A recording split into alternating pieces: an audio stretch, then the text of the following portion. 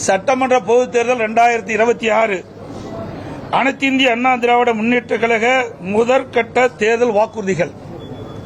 தமிழ்நாட்டின் 17வது சட்டமன்ற பேரவைக்கான பொது தேர்தல் விரைவில் நடைபெற உள்ளதை முன்னிட்டு மக்கள் நலன் ஒன்றை மட்டுமே குறிக்கோளாக கொண்டு செயல்பட்டு வரும் அனைத்து இந்திய அண்ணா திராவிட முன்னேற்ற கழகத்தின் சார்பில் அளிக்கப்படும் முதல் கட்ட தேர்தல் வாக்குறுதிகள். வாக்குறுதி எண் 1, மகளிர் நலன் குலவிளக்கு திட்டம். சமூகத்தில் பொருளாதார சமநிலையை உருவாக்கிட குலவிளக்கு திட்டத்தின் மூலம் அனைத்து குடும்ப அட்டைதாரர்களுக்கும் ஒவ்வொரு மாதமும் உதவித்தொகையாக ரூபாய் 2000 வழங்கப்படும். இத்தொகை குடும்ப தலைவின் வங்கி கணக்கில் செலுத்தப்படும். பேட்டி கொடுக்கறேன்ல, மறுபடியும் படிக்கட்டுமா?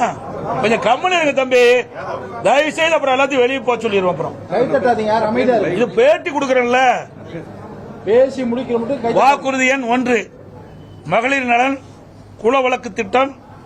சமூகத்தில் பொருளாதார சமநிலையை உருவாக்கிட குலவிளக்கு திட்டத்தின் மூலம் அனைத்து குடும்ப அட்டைதாரர்களுக்கும் ஒவ்வொரு மாதமும் உதவித்தொகையாக ரூபாய் 2000 வழங்கப்படும்.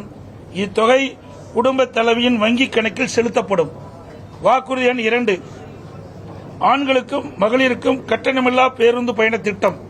நகர பேருந்தில் பயணம் செய்யும் ஆண்களுக்கு கட்டணமில்லா பேருந்து பயண திட்டம் செயல்படுத்தப்படும். ஏற்கனவே நடைமுறையில் இருக்கும் நகர பேருந்துகளில் பயணம் செய்யும் மகளிருக்கான கட்டணமில்லா பேருந்து பயண திட்டம் தொடர்ந்து செயல்படுத்தப்படும். அறிவிப்பெண் 3, அனைவருக்கும் வீடு அம்மா இல்லம் திட்டம். அம்மா இல்லம் திட்டம் மூலம் கிராமப்புறங்களில் குடியிருப்பதற்கு சொந்த வீடு இல்லாதவர்களுக்கு அரசே இடம் வாங்கி கான்கிரீட் வீடுகள் கட்டித்தரப்படும்.